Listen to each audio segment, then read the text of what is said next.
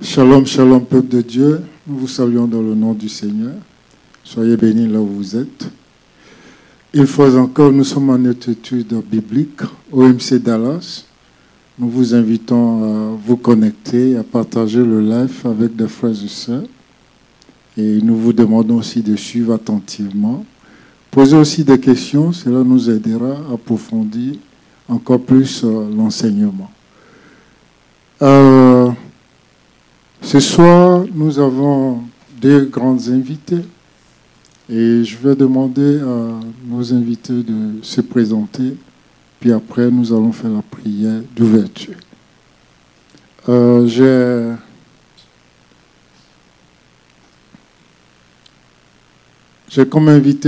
avons comme invité ce soir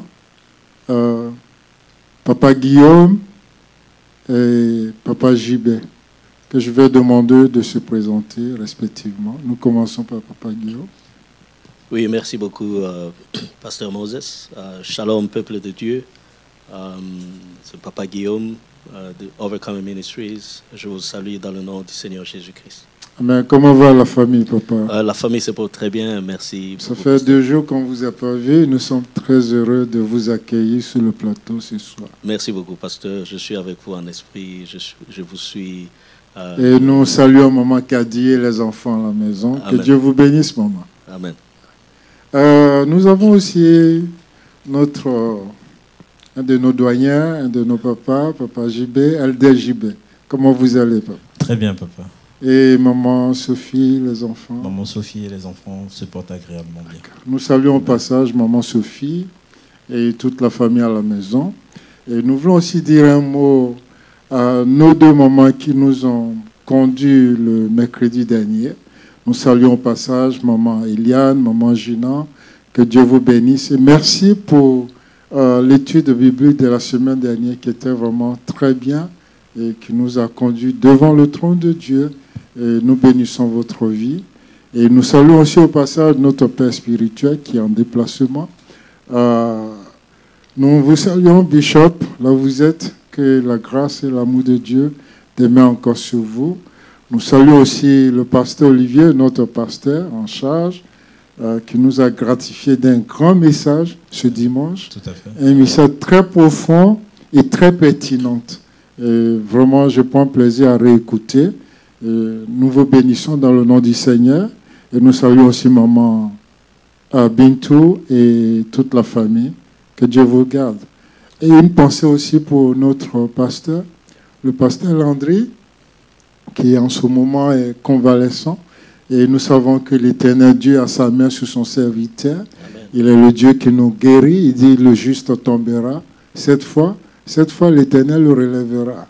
Que la grâce et la faveur de Dieu soient sur toi, général de Dieu. Amen, amen. Nous vous saluons. Amen. Voilà. Donc je vais demander à Papa Guillaume, Papa Gibet, de nous introduire dans la présence du Seigneur par la prière d'ouverture. Alléluia. Père éternel, nous te bénissons. Nous te sommes infiniment reconnaissants pour encore cette journée que tu as accordée à chacun de nous. À nous sur cette plateforme, à toutes les personnes connectées, Seigneur Père, tu as fait grâce de ce souffle de vie. Nous te sommes infiniment reconnaissants et te disons merci.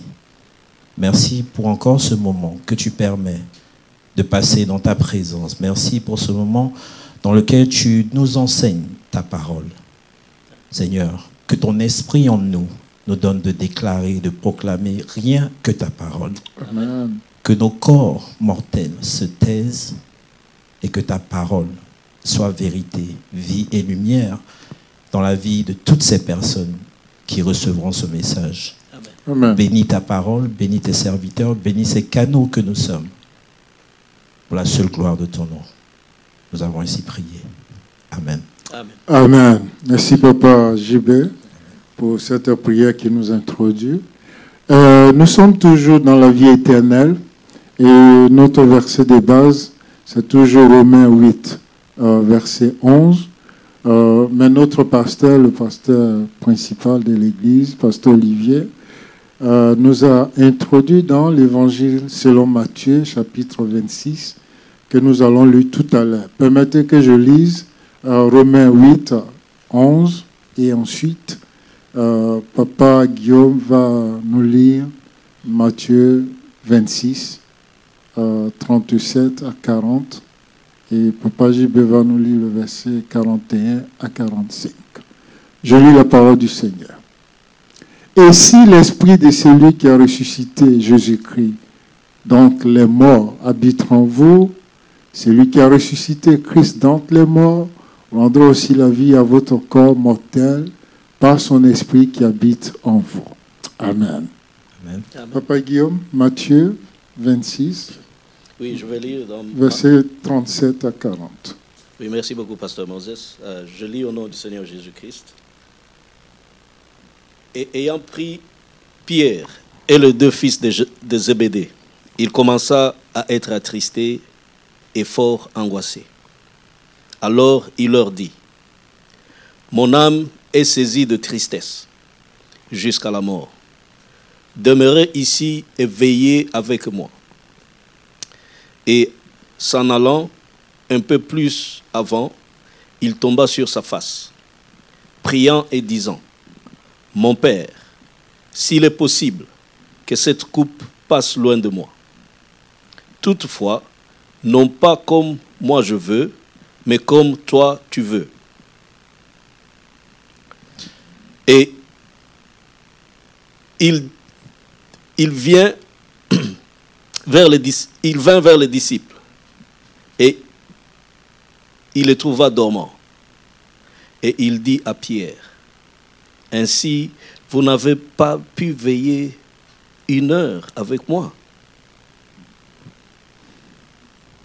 Au verset 41, « Veillez et priez, afin que vous ne tombiez pas dans la tentation. L'esprit est bien disposé, mais la chair est faible. » Il s'éloigna une seconde fois et pria ainsi, « Mon Père, s'il n'est pas possible que cette coupe s'éloigne sans que je la boive, que ta volonté soit faite. » Il revint et les trouva encore endormis, car leurs yeux étaient appesantis. Il les quitta et s'éloignant, il pria pour la 3e fois, répétant les mêmes paroles. Puis il alla vers ses disciples et leur dit, « Vous dormez maintenant et vous vous reposez. Voici l'heure est proche et le Fils de l'homme est livré aux mains des pécheurs. » Amen. Amen. Donc voici présentés les différents textes, le texte de base que nous lisons depuis quelques mois, que vous connaissez tous, Romains 8, 11. Et le texte est choisi par le pasteur Olivier pour nous instruire selon la pensée de Dieu le dimanche passé. Le pasteur Olivier a choisi comme thème le dimanche passé la transformation. Donc nous pouvons dire la vie éternelle et la transformation. Alors, d'entrée de jeu, les papas, d'entrée de jeu, le pasteur Olivier nous a présenté 3 points très très pertinents pour introduire son message le dimanche. Il a dit comme ça, il dit Jésus a prié en temps de crise. En le faisant, il nous a donné là un exemple à suivre. Et deuxièmement, il dit la prière doit changer notre caractère. Nous avons aujourd'hui des chrétiens qui prient, mais leur caractère demeure le même. Il ne change pas. Et il a aussi parlé du fait que la prière doit être notre premier recours face à la bataille de notre destinée. Donc je vais demander comme ça à Papa JB, qu'est-ce que vous pensez déjà par rapport à l'introduction du pasteur Olivier? Le message, comme nous l'avons écouté, était très brillant et très pertinent. Si le pasteur Olivier me le permet, je vais réinitialiser ou je vais réintituler le message par rapport à son importance. C'est pour nous un retour à la source de notre chrétienté. Pour paraphraser, il a parlé de la prière et de la crainte de Dieu, qui sont les fondamentaux de notre vie chrétienne, qui Tout sont à vraiment fait. les bases de ce que nous pouvons appeler ou ce que nous pouvons suivre dans notre vie chrétienne. Je voulais même appuyer ce que vous venez de dire. On n'est pas encore entré dans le vif du sujet, mais là, déjà, vous marquez un point très important. Il a dit comme ça que la crainte de Dieu a quitté l'Église. Tout à fait. Papa Guillaume, qu'est-ce que vous en pensez? Oui, pasteur, c'est vraiment dommage. Dans notre communauté chrétienne, nous devons être sincères avec nous-mêmes. Et quand nous voyons comment nous servons le Seigneur, comment nous prenons les choses de Dieu, et par rapport à comment nous prenons notre propre vie, nous courons pour notre propre vie, nous courons derrière du travail, des situations, des affaires personnelles. Mais quand il s'agit des affaires de Dieu, nous sommes très lents. Ça, c'est très pertinent, papa. Très lents. Par contre, quand nous regardons dans l'autre monde, je vais parler du monde de ceux que nous appelons nos frères qui ont besoin encore de la parole. C'est ça, les hommes du monde. Oui, quand nous voyons comment ils sont assidus. Les inconvertis. Oui, ils sont assidus dans ce qu'ils font. Et ils croient, ils courent, ils ne tardent pas. Wow. Il y a une très grande différence. Et ça m'amène à me poser moi-même des questions. Et le message de Pasteur Olivier était poignant. Et nous avons été bénis. Et Amen. Comme nous sommes en train d'être bénis tous ces temps-ci, tous ces mois, tous les enseignements que nous sommes en train d'avoir. Et moi, je dis, c'est un grand privilège que nous puissions suivre ces enseignements. Amen. Amen. Et je crois que au travers de ces enseignements, quelque chose est en train de se passer. Amen. Moi, personnellement, j'ai beaucoup appris et je suis en train je suis toujours dans cette transformation. Alléluia. Oui, comme vous dites, papa, la crainte de Dieu a quitté l'Église, c'est dommage. Et quand nous comparons à ceux du monde, vraiment, il y a beaucoup de laisser-aller. En réécoutant le message du pasteur, l'Esprit de Dieu m'a conduit comme ça dans 1 Corinthiens 9, 25. Oui, il est dit, et ça tombe bien, parce qu'en ce moment, nous suivons les Jeux olympiques. Il dit, ces gens-là, il dit, ok, il dit, tous ceux qui combattent s'imposent toute espèce d'abstinence. Et ils le font pour obtenir une couronne corrompue, temporaire. Mais nous le faisons pour une couronne incorruptible et éternelle. Une raison de plus, c'est pour mettre plus d'accent sur la valeur de servir Dieu, de notre consécration à Dieu. Et on n'est pas encore entré dans la prière. Qu'est-ce que vous pouvez nous dire, Papa Gilbert? J'aimerais revenir temporairement sur le parallèle qui a été fait de la crainte de Dieu et de la peur de Dieu. Il y a une différence et il a très bien précisé. Tout à fait. La crainte et la peur, c'est deux choses différentes. Deux choses différentes que souvent, Merci, nous chrétiens, nous confondons. La crainte de Dieu, comme elle a été expliquée, ou de manière, la définition pratique, la crainte, comme on le dit, est spirituelle, tout d'abord.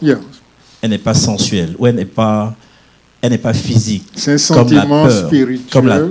Comme la peur que nous pouvons avoir. Quand nous définissons la prière, qui est une communication avec l'esprit, on doit se détacher de ce corps que nous avons mortel pour rentrer en connexion avec Dieu. Tout à fait. Mais pour ne pas dire qu'on a peur de lui, parce que nous ne le voyons pas. C'est ça. Pour ces choses que nous voyons, pour ces choses que nous touchons, nous pouvons en avoir peur. Parce que le sentiment vient de ce que nous voyons, de ce que nous touchons, de ce que nos sens sentent. Mais par contre, la crainte de l'Éternel, comme elle a été expliquée, est un fondamental. Est-ce que nous savons que nous servons un Dieu qui a créé le ciel et la terre et toutes ces choses qui nous entourent? C'est de ça que nous parlons. C'est ça. Cette soumission, Yeah. ce respect à l'Éternel que nous le devons d'abord, avant de rentrer dans tout ce qui est spirituel, avant de rentrer de tout ce qui est des bontés, des grâces de l'Éternel. Merci, Papa JB, de marquer ce point. Il y a une différence diamétralement opposée entre la peur et la crainte de Dieu. La peur suppose un châtiment. Donc celui qui a peur se reproche certainement quelque chose. Et par contre, la crainte de Dieu, c'est le sentiment de vénérer Dieu, de respect ou du respect des choses spirituelles, des choses de Dieu. Et comme vous l'avez dit, et nous devons nous approcher de Dieu avec cette crainte-là, pas parce que nous avons peur de lui, mais pour l'honorer, pour le respecter. Demeurons dans cet esprit de crainte. Et comme le dit la Bible, nous n'avons pas reçu un esprit de servitude pour avoir peur devant Dieu.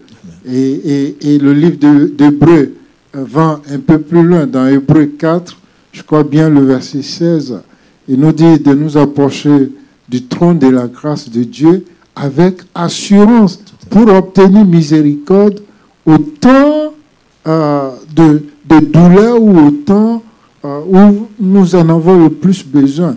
Donc, l'enfant de Dieu ou le fils de Dieu, celui qui appartient à Dieu, n'a pas besoin d'avoir peur de Dieu, mais il doit plutôt vénérer Dieu, respecter Dieu. Amen. Papa Guillaume, un mot là-dessus? Oui, c'est vraiment fondamental, Pasteur Moses. De la même manière que LDJB vient de faire point de cette grande différence entre la peur et la crainte. Et la crainte se manifeste dans le service, dans notre relation avec Dieu. Et il est très important que nous, les enfants de Dieu, nous les chrétiens, nous puissions retourner à ça. Et que nous puissions vénérer Dieu, nous puissions redonner à Dieu sa place. Sinon, tout ce que nous faisons n'aura pas de sens. La crainte de Dieu, c'est le commencement de la sagesse. Amen. Et comment allons-nous nous approcher de Dieu? Comment allons-nous faire le travail de Dieu? Comment allons-nous bâtir avec Dieu si nous n'avons pas la sagesse? Pour arriver à la sagesse, nous devons avoir cette crainte de Dieu. Amen. Oui. Nous, les enfants de Dieu, nous ne pouvons même plus parler de la peur. La peur devrait déjà être quelque chose qui n'est pas de nous. Parce que, comme Pasteur Moses venait de le dire, nous n'avons pas reçu un esprit de peur. Amen. Oui. Amen. Et donc, je crois que c'est vraiment capital. Alléluia. Et nous allons continuer à prier pour ça. Et pour que nous puissions grandir et nous approcher comme il se doit, comme le Seigneur le veut, que nous puissions nous approcher de lui. Amen. Amen. Le pasteur Olivier, en développant son message, a dit ce thème qui aussi m'a très marqué. Il dit c'est un danger de prétendre être ce que nous ne sommes pas. Et en faisant allusion à cela, il nous instruit par l'exemple d'Anne. Anne et son époux et sa marâtre, ou si on peut appeler comme ça Pénina, avaient l'habitude d'aller au temple à Shiloh. C'était devenu comme une coutume, une routine. Mais en faisant ce qui est routine ou ce qui est habitué, Anne n'a rien obtenu. Jusqu'à ce que, elle arrête de prétendre ce qui n'est pas. Et en le disant, il a dit, nous devons pour cela changer de vie. Parce que ça ne sert à rien de dire la vie éternelle et de parler de l'autel de prière si tout cela n'a pas un impact concret sur notre vie. Si cela ne change pas notre vie. Donc je vais vous demander comme ça, Papa JB, qu'est-ce que vous en pensez? À ce sujet, je pense que l'exemple de Anne et au-delà l'exemple de Jésus. Qui ont prié en temps de crise. En temps de crise.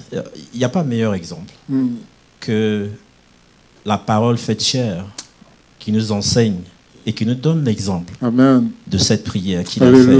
Et il a prié continuellement. Continuellement.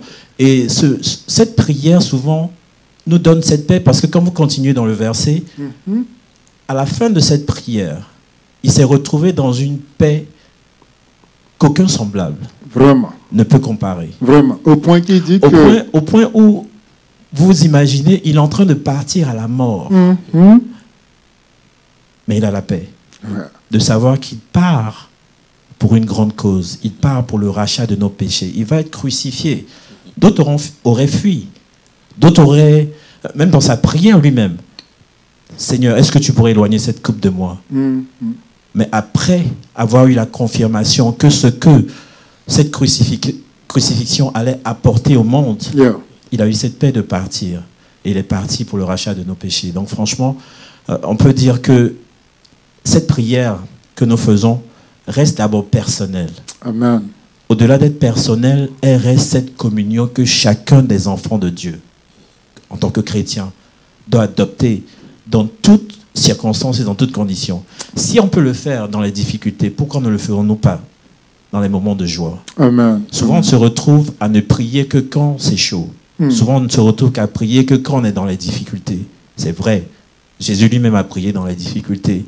Mais avant toutes ces choses, pendant toute sa vie était une vie de prière. Vraiment, vraiment. Et c'est ce à quoi nous sommes appelés en tant qu'enfants de Dieu. Il n'y a pas un jour que le Seigneur Jésus n'ait pas prié. Tout à fait. Et la Bible dit couramment qu'il se retira dans un lieu secret. Vous voyez, il avait son lieu secret, son hôtel de prière, où il allait à la rencontre de Dieu, où il se préparait avant d'affronter le monde des ténèbres. On le voyait faire des miracles. Mais ces miracles qu'il faisait là étaient préparés dans le lieu secret. Bien sûr. Et vous avez touché un point qui est très important et très pertinent. Le Seigneur Jésus, qui est la parole de Dieu, a prié en nous donnant l'exemple. Et il a fait cette prière continuellement. C'est-à-dire qu'il était constant dans sa prière. Aujourd'hui, nous avons des chrétiens qui prient une fois, deux fois. Quand ils n'obtiennent pas de gain de cause, ils se relâchent. Mais nous devons prier. La Bible dit, prier sans cesse. À l'image de Daniel, prier 21 jours. Alors que dès le premier jour, la réponse a été libérée. Mais Jésus ici nous donne l'exemple. Prier à 3 reprises, répétant les mêmes choses. Et la Bible nous dit, ces cieux étaient devenus comme des goumeaux de sang. Et nous voyons, comme l'a dit Elder Jubé, Dieu, à la fin, lui envoie un ange pour le fortifier. Et à la fin, il était en paix avec lui-même. Au point qu'on arrache l'oreille de ceux qui viennent l'arrêter.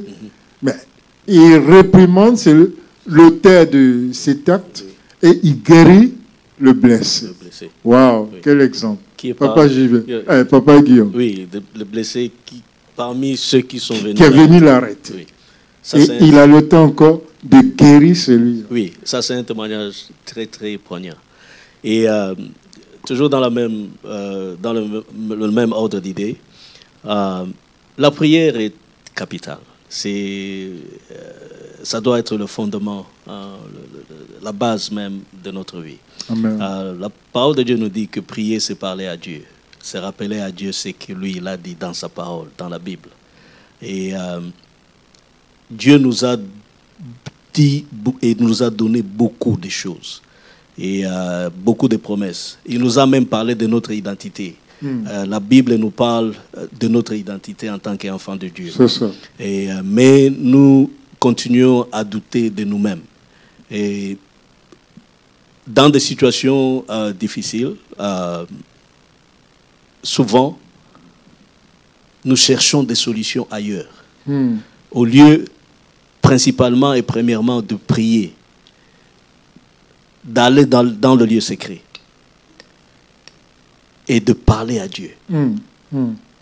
Dieu attend que nous puissions lui parler, nous puissions aller à lui, nous puissions communier avec lui dans la prière. Amen. Mais combien d'entre nous avons ce temps? Nous avons cet hôtel de prière. Il faut bâtir cet hôtel de prière. Pasteur Landry était en train de parler de ça il n'y a pas très longtemps. Oui. L'hôtel de prière. Il faut bâtir cet hôtel. Même si ce n'est pas pour 1 heure. Pour certains d'entre nous, peut-être qu'une heure c'est beaucoup. Yeah. Mais petit à petit, 25 minutes, Bien et puis sûr. ça deviendra 30 minutes. Oui. Le mur de Jéricho n'est pas tombé en un jour. Ils avaient la promesse, C'est ça. n'est-ce pas? Ils savaient qu'ils allaient entrer là-bas. Mhm. Mais 7 jours, pendant 7 jours, Yeah. ils étaient en train de tourner et prier. Juste, Sans oublier les injures. exactement. Un prédicateur, je vous coupe pas parole, papa. Oui. Un prédicateur disait comme ça, il dit, les Jérichoens les versaient même de l'eau sale sur la tête, les jetaient des cailloux, des pots de banane, toutes sortes de choses, rien que pour les énerver Oui, et pour les humilier. oui. Pour dire, vous n'avez rien à faire que tourner autour de ces murs. Oui, et Pasteur Moses, comme vous venez de le dire, nous, enfants de Dieu, nous subissons et souvent Beaucoup d'humiliation, beaucoup d'humiliation. Souvent de c'est persécution, oui, et souvent ça vient même de nos propres de maisons, nos propres parents. de nos propres maisons, de nos propres familles. Papa, la Oui. Bible ne ment pas. Hein. Oui. La Bible dit, l'homme aura pour ennemi sa propre famille. Sa propre famille. Oui, Là où d'autres vous aiment, votre propre famille va vous vilipender. Qui est-ce qui a vendu Joseph?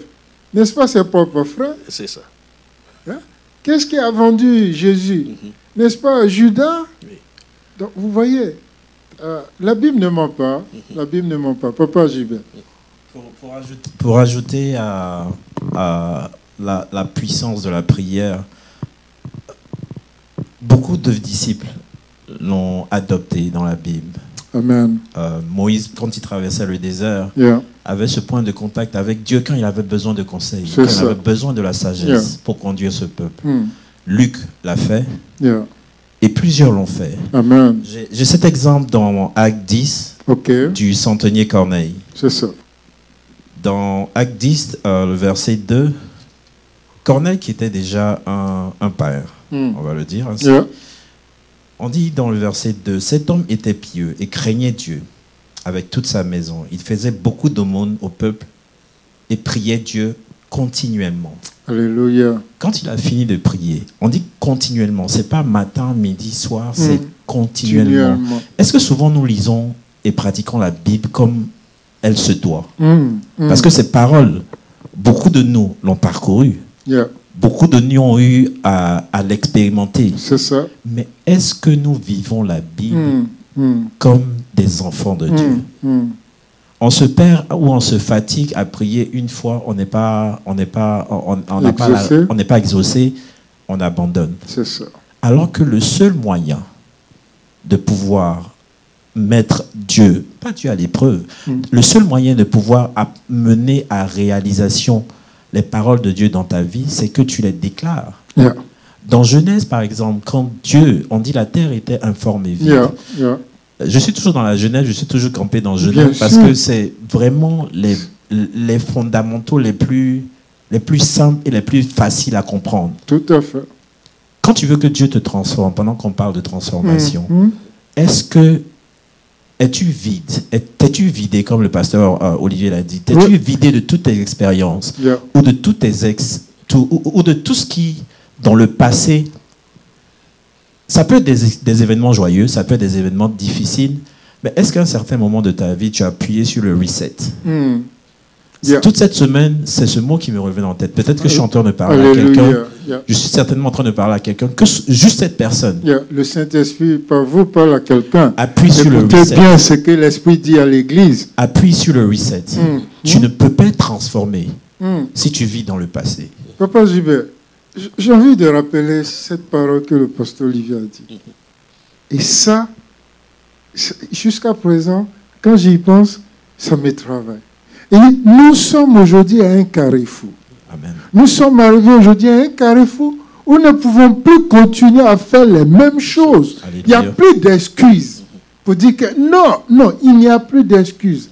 Aujourd'hui, au point où nous sommes arrivés, c'est la transformation ou rien, comme vous dites. Tout à fait. Il est important au carrefour où nous nous trouvons aujourd'hui de recommencer tout à zéro. Si nous ne recommençons pas tout à zéro, nous serons toujours dans les faits passés qui nous ramèneront encore à douter de Dieu. Et c'est ce pourquoi beaucoup de chrétiens aujourd'hui vivent dans leur passé et sont tirés dans leur passé. Ouais, ils sont toujours tirés en arrière. Tout à fait. Ils retournent toujours à ce qu'ils avaient vomi. C'est un choix. On ne peut pas être enfant de Dieu et dire... Et pour revenir dessus, c'est que on se dit qu'on est né de nouveau. C'est à travers ces réflexions, cette méditation, cette semaine que j'ai perçu ce message chrétien né de nouveau. Il a donné des exemples précis. Hein. Quand tu nais de nouveau, tu es une nouvelle créature. Oui.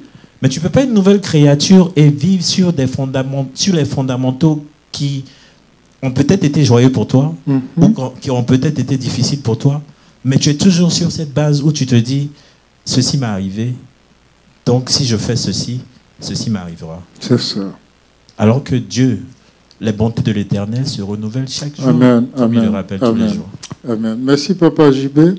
Avant de passer la parole à Papa Guillaume, juste à rappeler, Pasteur Olivier a dit comme ça, il dit beaucoup de chrétiens aujourd'hui n'ont pas leur vie transformée. Ils sont dans l'église, ils écoutent les messages, ils font des prières en passant. Ils foncent. En fait, c'est prétendre être ce que nous ne sommes pas. Mais en réalité, leur vie n'a pas été transformée. Oui, papa, que pouvez-vous nous dire là-dessus? Oui, c'est vraiment dommage. C'est une réalité qui est, je dirais, triste. Et la parole de Dieu nous dit dans 2 Corinthiens 5, 17, que nous sommes de nouvelles créatures. Les choses anciennes, les vieilles choses, la version d'Arby dit, les vieilles choses sont passées. Voici, toutes choses sont devenues nouvelles. Amen. Et toutes sont de Dieu, qui nous a réconciliés avec lui-même par Christ et qui nous a donné le service de la réconciliation. Gloire à Dieu. Nous avons été transformés. Amen. Non seulement nous avons été sauvés, nous avons reçu le mystère de la réconciliation, mais la parole de Dieu nous dit encore, nous avons été sanctifiés. Alléluia. Mais qu'est-ce qui nous empêche à croire que nous avons été sanctifiés? Qu'est-ce qui fait que nous ne croyons même pas à ce que la parole de Dieu dit? Ça, c'est clair, c'est noir sur blanc dans la parole de Dieu. Pourquoi nous continuons à faire les mêmes choses? Je me rappelle encore de ce que Pasteur Olivier était en train de dire quand il a parlé de l'insensé. Hein? Et Pasteur Olivier a bien utilisé cette analogie, le mot insensé. C'est la personne qui fait les mêmes choses, qui répète avec les mêmes erreurs, espérant que les résultats seront différents. Mais bien aimé, comme papa, vous pouvez répondre? Oui. C'est quelqu'un qui fait les mêmes choses, les mêmes erreurs, espérant des résultats différents. Oui. Mon pasteur, c'est un grand intellectuel. Donc, exactement. Quand il parle, oui. Il faut prendre note et il faut relire. Oui, c'est ça. Pour bien comprendre. Pour bien comprendre. C'est très profond, ça. Oui. Et Pasteur Olivier, le Seigneur lui a conduit à bien prendre ce mot-là. C'est pour nous interpeller, nous, enfants de Dieu. Pourquoi nous continuons à faire les mêmes erreurs, les mêmes choses? Et nous nous plaignons. Nous sommes les premiers à nous plaindre. Comme si c'est la faute de Dieu. Ce n'est pas la faute de Dieu. C'est nous-mêmes notre temps à accuser Dieu. À accuser Dieu. Ou les sorciers même qui ne sont pas à l'heure. Nous sommes notre propre sorcier. Exactement. Oui. Et donc, il nous faut ce renouvellement. Soyons renouvelés dans notre intelligence. Amen. Oui, la parole de Dieu nous le dit. Nous devons être renouvelés dans notre intelligence. Et ça commence dans notre intelligence. Merci, papa. À croire d'abord à la parole de Dieu, à croire à ce que la parole de Dieu dit que nous sommes. N'est-ce pas? Que nous sommes justifiés. Amen. Nous avons été appelés. Amen. Nous sommes justifiés. Amen. Nous sommes sanctifiés. Amen. Le péché ne peut pas même de condamnation. Pas de condamnation. C'est pas un laisser-passer pour les chrétiens. Oui. Mais ils doivent comprendre ce que vous dites là. Oui. Dieu a non seulement pardonné le péché passé, présent et même futur. Même futur. Oui. Oui. Mais ce que nous devons retenir est simple. Il est vrai, Dieu a pardonné nos péchés. Mais il y a les conséquences des actes que nous posons. Ça, c'est inévitable. Ce n'est pas parce que Dieu t'aime que tu poses des actes et qu'il n'y aura pas. On dit qu'il n'y a pas de fumée sans feu. Vous voyez? Donc nous devons faire très attention aux actes que l'on pose, mais tout en sachant qu'il n'y a point de condamnation pour nous, car nous sommes en Christ Jésus. Papa Gilbert. Amen. Pour insister dessus, on se souvient que dans le même message, Pasteur Olivier a parlé de Pierre et de Zébédée. Tout à fait, les fils de Zébédée. Voilà, qui se sont endormis quand Jésus, qui donnait l'exemple de la prière. Non, papa, là, tu touches un point. Waouh! J'invite les enfants de Dieu que nous sommes. Chacun de nous a ce message. Si tu n'as pas encore rencontré ou si tu n'as pas encore la révélation du sens de ta vie, elle se trouve dans la Bible. Pratique ta Bible. Tu seras délivré. Tu auras ce message, tu auras cette parole qui va te conduire dans ta destinée. Amen. Prier est essentiel. Amen. Et quand Dieu t'appelle à certaines heures, ne les néglige pas. C'est ça. Parce que Dieu a besoin de te retrouver toi seul. Mais souvent, il y a des gens qui tournent sur le lit. Ils pensent que c'est un manque de sommeil. C'est le Saint-Esprit qui t'appelle. Justement, Dieu ne peut pas te rencontrer pendant que tout le monde est là. Pour revenir dessus, en fait, pour insister dessus, c'est que on ne prie pas. La prière en groupe est peut-être bonne, mais Dieu connaît chacun de nous. C'est ça. Individuellement. Il faut cultiver cette relation. Et justement, pour que cette relation personnelle soit créée, il faut que tu le rencontres individuellement à l'heure où il t'appelle. Donc, ça peut être à des heures impossibles. Wow. Pendant que tu te dis que ton sommeil est agréable, il est doux, l'esprit te réveille, viens prier. Je crois bien que c'est dans 1 Chronique 28, 9 à 13. David dit à Salomon, il dit, connais l'Éternel, le Dieu de ton Père. C'est-à-dire, on doit apprendre à connaître Dieu. Amen. Et Pasteur Olivier a insisté là-dessus. Il dit, connaître notre vie est primordial pour nous. Amen. Parce que sans quoi, nous allons passer à côté de nos destinées. Amen. Vous voyez? Amen. Quand tu ne connais pas le but de Dieu pour ta vie, tu vas te mettre à faire ce que tout le monde fait, mais tu ne sauras jamais réellement ce que tu dois faire. C'est ça. Anne, et c'est là qu'il a parlé d'Anne. Anne partait à Shiloh comme tout le monde partait. Elle priait comme tout le monde priait. Mais jusqu'au jour où Anne décide de se mettre à part, de faire une prière différente de tout le monde. Tout le monde priait peut-être pour adorer Dieu, mais elle seule, dans la présence de Dieu, a senti le cœur de Dieu pour comprendre que Dieu avait besoin d'un prophète. Donc il faut aller dans la présence de Dieu pour connaître quelle est la volonté de Dieu pour ta vie, pour la vie de la communauté, pour la vie du pays. Et là, elle a reçu la révélation. Et là, maintenant, sa prière est en accord avec le désir de Dieu. Oui. Et comme il est écrit, je crois, dans 1 Jean 5, 12 à 14, si nous prions selon sa volonté, nous sommes sûrs d'être exaucés. Vous voyez? Et papa a si bien dit. Mais c'est dommage de constater aujourd'hui que tout le monde dort. L'Église dort. C'est triste. Le monde est endormi.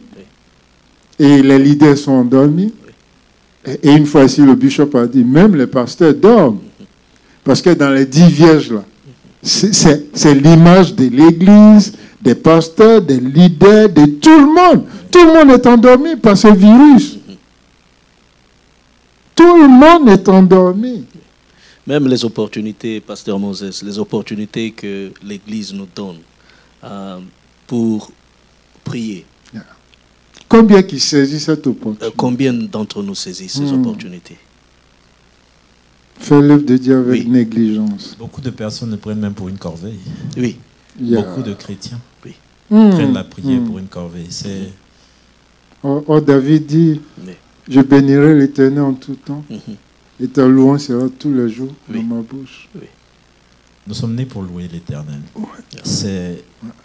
C'est pas une question qu'on se pose. Ouais. Même si tu n'as rien à dire dans ta prière, Oui. loue-le, Amen. célèbre-le pour sa grandeur. Oui. Wow. Et on se trompe souvent de sujet de prière. Comme je le disais tantôt au départ, la définition première de la prière est cette communion de l'esprit. Oui. Si nous partons sur cette base, tout ce que nous faisons d'être en esprit et tout ce qui vient après est sujet à l'influence de nos sens. Je m'explique. On parle de religion, alors que les enfants de Dieu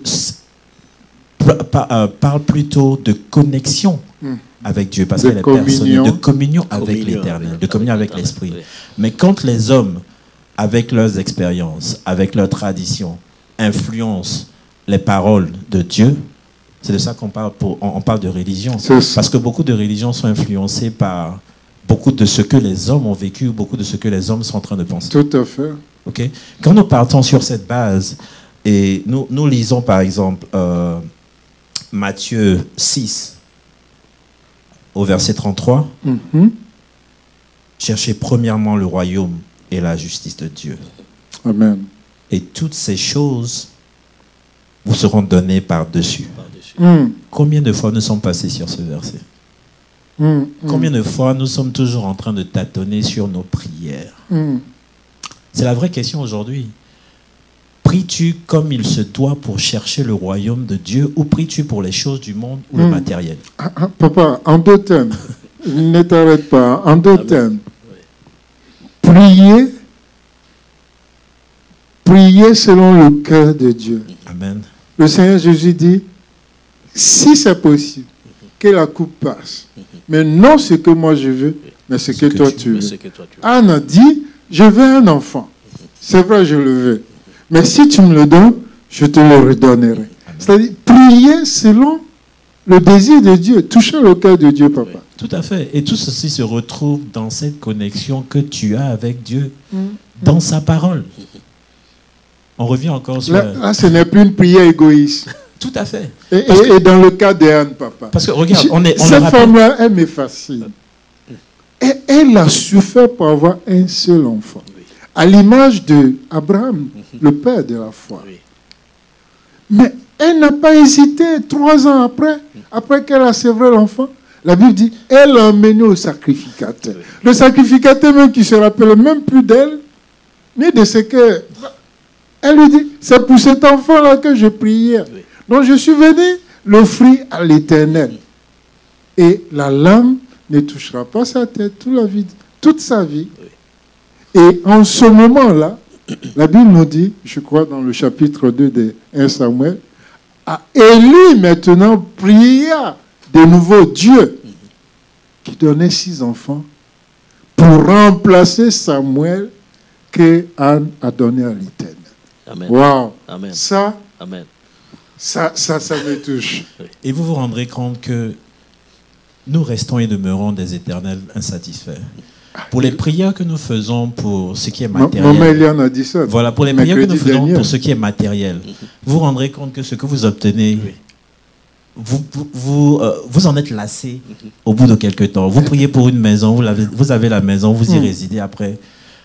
Maman Eliane disait comme ça, elle dit, les hommes sont des éternels insatisfaits. Exactement, c'est important de revenir dessus parce que tout ce que nous, comme je le rappelais dans Matthieu, quand nous prions pour des choses de Dieu, ces choses viennent sans avoir à les réclamer. On ne le réclame pas. Ce n'est pas une réclamation. Justement, elles viennent, tu peux les demander. Même quand tu les demandes, tu sais qu'elles sont déjà présentes. C'est simplement que tu les attires à matérialisation. Merci, papa. Quand Jésus devait multiplier le pain, il a dit quoi? Père, je te rends grâce. Quand il devait ressusciter Lazare, il a dit quoi? Père, je te rends grâce. Parce que ces choses-là sont déjà là. Déjà disponibles. Ce n'est pas... C'est pas faux. L'enfant était déjà là, avant qu'Anne n'ait pris. Mais parce qu'elle ne disait pas la bonne prière, parce qu'elle n'avait pas la bonne attitude, Amen. son miracle a tardé. Jusqu'à aujourd'hui où elle fut transformée dans sa vie spirituelle.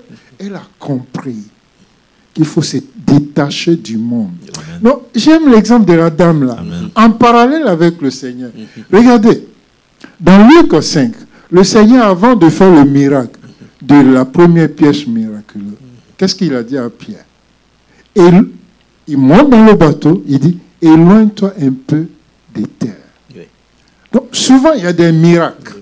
Pour l'obtenir, tu dois t'éloigner de certaines personnes. Oui. Amen. Non, c'est pas tout le monde que tu dois embarquer dans ta vie. Il a fait allusion à Jonas. Si tu as Jonas dans ton bateau, tu vas perdre tout ton conteneur, toute ta marchandise. Oui.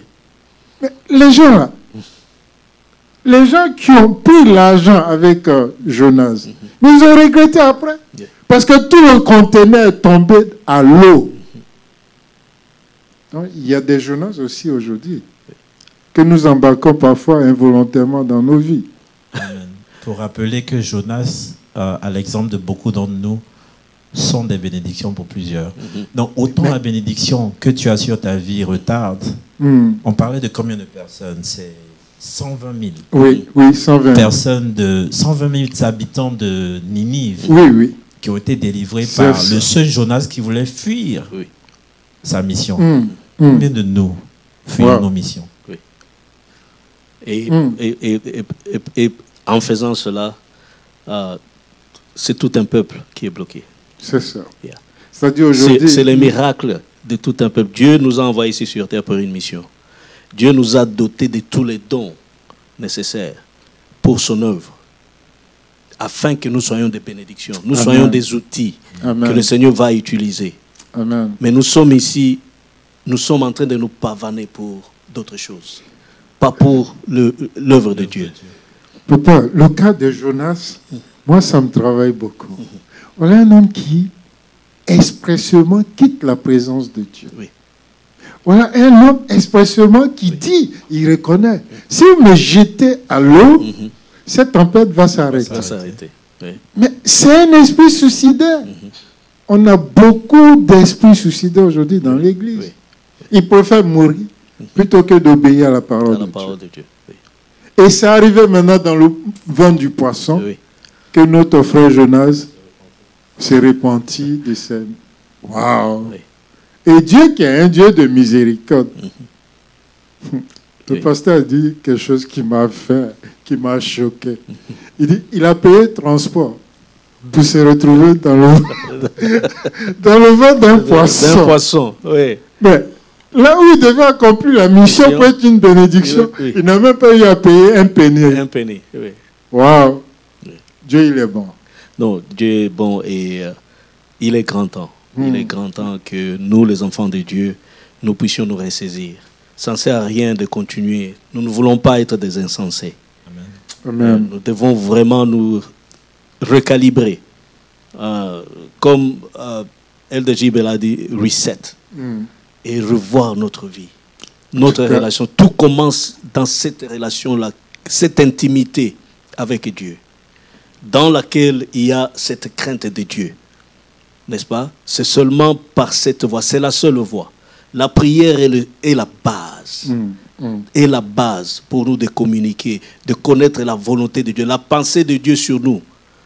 Si c'est parmi nous ceux qui ne connaissent pas encore, et il y a beaucoup d'entre nous, ils se demandent encore, oh oui, mais qu'est-ce que le Seigneur veut de moi? C'est dans la prière. Amen. Oui, c'est dans la prière. Le Saint-Esprit est disponible. Amen. Le Saint-Esprit est là. Il est là pour nous révéler les choses cachées. Amen. Pour nous inspirer. Amen. Oui. Jésus est la lumière, la vie et la vérité. Amen. Nous ne pouvons le rencontrer que dans sa parole. Amen. Il est important. Nous devons arrêter quelque chose de très important, papa.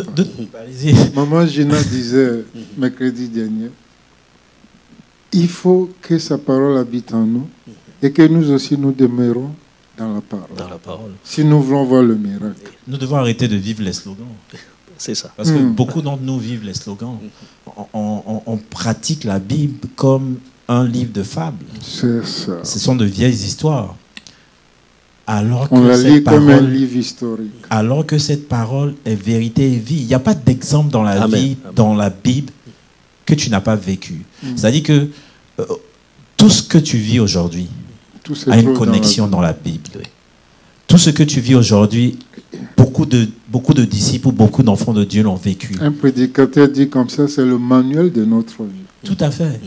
Maintenant, où vas-tu chercher la sagesse? Dans les livres du monde, ou des expériences des autres personnes, ou dans ce livre de ce Dieu qui a créé tout ce que tu vois sur cette terre? C'est là la vraie question. C'est très important. Il ne faut pas faire semblant de prétendre d'être ce que nous ne sommes pas. Et il a conclu son message en disant que la clé de la transformation, c'est le discernement.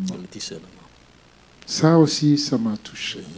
Et parlant de la transformation et du discernement, il a choisi 3 images très pertinentes. Il a choisi l'image de Moïse, David et Paul. Et parlant de ces 3 personnages, il nous révèle que, parce que Paul avait le discernement, à un moment donné de sa vie, il n'a pas eu peur. Il n'a pas eu peur de ce qu'il devait souffrir. Quand Agabus, le grand prophète, disait il sera lié, remis aux païens, etc., il dit, même si c'est pour mourir, il est prêt. Parce que quand tu meurs pour la cause de Dieu, c'est une victoire. Oui, c'était un honneur. Et à un moment donné aussi dans la vie de David, il a utilisé cet exemple aussi, je crois dans 2 Samuel, ou 2 Samuel 16, où il y a un Chiméi qui jetait la pierre à David quand David a fui son fils Absalom. Et Chiméi qui le maudissait de tous les maux et qui lui jetait la poussière. C'est une malédiction pour un juif qu'on te jette ce genre de choses. Et les soldats qui étaient prêts à tuer ces gars, mais qu'est-ce que David dit? David dit non, laissez-le. Si l'Éternel n'a pas permis qu'il le dise, il ne le dira pas. Et peut-être aussi en disant cela, l'Éternel aura pitié de moi et enlever mon humiliation. Comme quoi, il est important pour nous d'avoir le discernement. Et il a aussi fait allusion au fils d'Isaacar, selon 1 Chronique 12, 32, et qui avait le discernement du temps. Il savait lire dans le temps. Est-ce qu'en ce moment, le temps que nous sommes, beaucoup savent que nous avons passé d'une transition à une autre? Parce que quand le pasteur parle d'un carrefour, ça veut dire que un chemin s'est arrêté et un autre chemin commence. Une fois, c'est le frère Jean-Yves qui me disait comme ça. Il dit, l'Église, après avoir vécu 12 ans ou 13 ans, veut continuer de vivre encore les mêmes choses. Alors que nous voyons que, et le parallèle que le frère Jean-Yves fait, il dit, nous voyons que c'est après 13 ans de vie d'Ismaël que le fils de la promesse est né. Donc, si le fils de la chair a continué pendant 13 années, le fils spirituel lui commence au thème du 13e année. Donc nous ne pouvons pas continuer de faire les mêmes choses. L'Église doit changer, notre vie doit changer, et si nous voulons vraiment voir des résultats, il faut que nous prenions ces choses-là au sérieux. Amen. Papa, je ne sais pas, qu'est-ce que vous pouvez dire concernant le discernement et la transformation? Parce que beaucoup de chrétiens aujourd'hui ne sont pas transformés. Il y a une différence entre changer de vie et être transformé. Beaucoup sont changés, entre guillemets, mais ils ne sont pas transformés. La transformation véritable, c'est l'image du chenil et du papillon. Donc je voulais que vous disiez un mot là-dessus. Oui, pasteur, vous l'avez très bien dit, pasteur Olivier l'avait très bien élaboré. Et nous ne pouvons pas marcher avec Dieu. En étant enfants de Dieu, nous ne pouvons pas marcher avec Dieu sans le discernement. Amen. Oui, parce que Dieu nous parle de façon spirituelle. Amen. Et si nous ne sommes pas, nous ne nous attelons pas à vivre comme des êtres spirituels, il n'y aura pas connexion. Nous n'allons pas discerner, saisir la pensée de Dieu, ce que Dieu veut de nous. Nous voulons nous approcher de Dieu en tant qu'être de chair. Nous ne voulons pas nous approcher de Dieu. C'est comme si nous ne voulons pas nous approcher de Dieu en tant qu'être spirituel. C'est ça. Oui. Pour vivre avec Dieu, nous approchons de Dieu avec nos 5 sens. Nos 5 sens. Ce qui est contraire à la parole de Dieu. Oui. Nous voulons nous approcher de Dieu, non pas par rapport à ce que Dieu dit, mais par rapport à ce que nous voyons ou nous vivons. Non, ça ne va pas marcher. Dieu veut d'abord dealer avec notre homme intérieur, pas extérieur. Oui. Merci, papa. Et c'est contre nature. Si nous continuons dans la même lancée, c'est contre nature. Nous avons suivi beaucoup d'enseignements sur la spiritualité, la vie spirituelle, la communion, la relation avec Dieu, n'est-ce pas, pour arriver à la présence de Dieu, voir la manifestation de la présence de Dieu dans notre vie, et pour que nous puissions vivre la gloire de Dieu dans notre vie. Donc, sans cela, il sera très, très, très difficile, ou impossible même, je dirais, afin que nous puissions marcher avec Dieu. C'est ça. Oui. Cette transformation, comme vous l'avez dit, Pasteur Moses, ce n'est pas seulement... C'est une toute autre nature, spirituelle. C'est ça. Oui. Oui, c'est vrai, nous sommes des êtres de chair. Oui. Parce que nous vivons ici sur terre. Mais nous devons savoir que notre nature est d'abord spirituelle. Merci. Oui. Et Paul le dit bien aux Colossiens. Oui. Colossiens 3, verset 1. Il dit, si nous réellement nous sommes des Christ, nous devons nous affectionner aux choses d'en haut, et non à ceux qui sont sur la terre. Car tout ce qui est terrestre est temporaire. On n'appelle pas, ce n'est pas une liberté donnée aux chrétiens d'être nonchalants. Non, non, non. Le Dieu que nous servons est le Dieu d'excellence. Mais nous devons privilégier les choses de Dieu par rapport aux choses du monde. Aux choses du monde. Papa Gilbert. Encore une fois, le discernement est spirituel, comme Papa Guillaume l'a dit. On ne peut pas rester dans la chair et espérer les choses spirituelles. Plusieurs fois, ça a été prêché. Tous les pasteurs de l'Église ont dû survoler dans leur message cette connexion spirituelle que chacun des enfants de Dieu, en tant que chrétien, doit avoir en esprit avec Dieu. Il est important de se détacher des choses de ce monde pour grandir dans la parole, tout d'abord, parce que tout commence par la parole, comme Jean le dit. Au commencement était la parole. Tu ne peux pas monter spirituellement quand tu ne connais pas ce livre de vie. Amen. On ne finira jamais d'apprendre et de connaître Dieu. Personne de nous le connaît. Mais chaque jour est une bénédiction, ou chaque jour est un pas vers lui. Ce pas vers lui, c'est dans sa parole que nous pouvons le faire. Amen. Et dans ce pas que nous faisons vers lui, il nous apprend à marcher avec lui. Parce qu'il est omniprésent. Amen. Il est partout avec nous. Je voudrais qu'on ait cette image par rapport à la prière. En tant que parent, juste à titre d'exemple, imaginez-vous que vous êtes dans une maison, comme enfant, avec vos parents, un père ou une mère, et que vous vous levez le matin. Vous ne dites pas bonjour à vos parents. L'après-midi, vous ne le faites pas. La soirée, vous ne le faites pas. Le lendemain, qu'est-ce qui va se passer? Dans les bonnes familles africaines, on va te donner une bonne claque. Ça, c'est tu clair. vas t'en souvenir toute ta vie.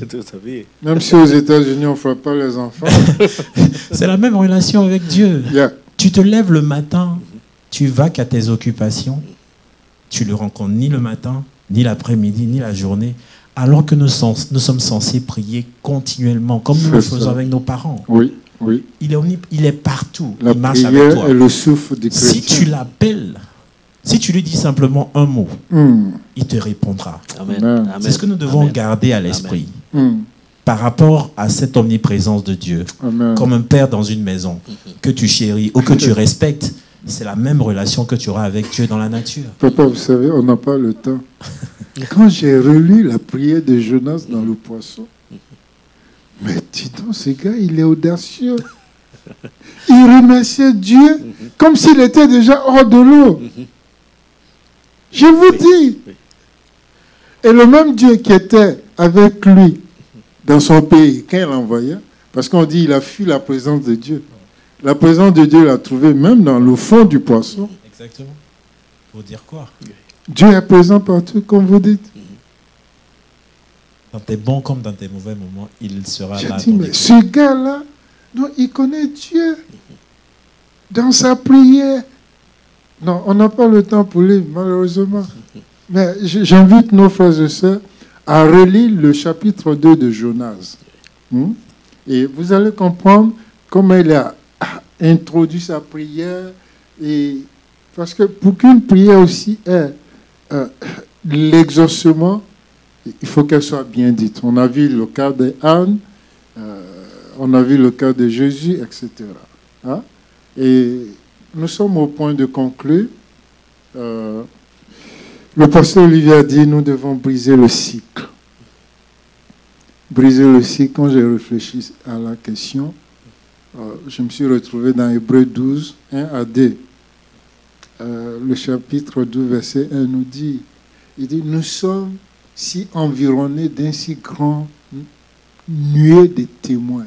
Vous savez, la Bible nous dit que les morts en Christ ne sont pas morts. Mais nous sommes comme dans un stade, en train de jouer le jeu de la destinée. Et ils sont des spectateurs. Mais ils ne sont pas des spectateurs sourds ou bien muets. Ils nous encouragent. En même temps qu'ils nous regardent, mais ils prient. Ils nous encouragent, ils nous exhortent à aller de l'avant. Donc il est dit, nous donc aussi, puisque nous sommes environnés d'une si grande nuée de témoins, rejetons toute fardeau et le péché qui nous enveloppe si facilement. Et courons avec persévérance dans la carrière qui nous est ouverte. Donc c'est avec ce verset-là que je voulais introduire la conclusion. Votre mot de fin, Papa Guillaume? Oui, Pasteur Moses. Briser le cycle de... Cette façon que nous étions en train, je vais parler maintenant de ça au passé. Yeah. Je crois et je confesse que au travers de tous ces enseignements, qu'il y a un reset.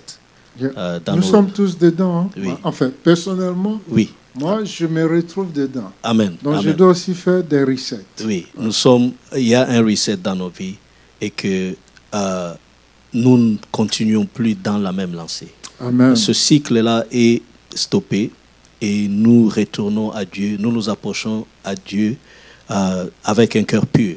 Amen. Nous nous approchons à Dieu avec ce discernement, cherchant à comprendre ce que Dieu veut de nous. Pas Amen. Ce que nous voulons, pas nos intérêts, pas le matériel, mais la volonté de Dieu, l'œuvre de Dieu. Amen. Que les choses, les intérêts de Dieu soient primordiaux. Amen. Et que chacun de nous établisse cet autel de prière, ce moment particulier où il communie avec Dieu. Amen. Oui. Et pour que nous puissions aller de l'avant, pour que nous puissions avancer dans ce que Dieu veut que nous puissions Amen. faire. Merci, Papa. Oui.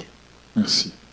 Oui, Papa JB, votre mot de fin. Pour cette transformation, qui est le sujet principal de cette exhortation que nous faisons, il est important de se rappeler qu'au commencement de toute chose, la terre était vide et informe.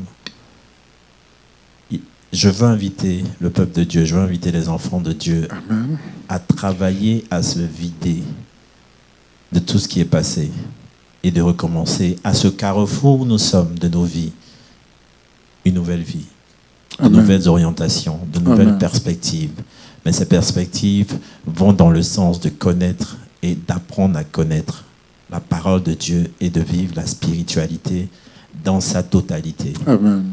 Donc, c'est mon invitation que je fais aux enfants de Dieu.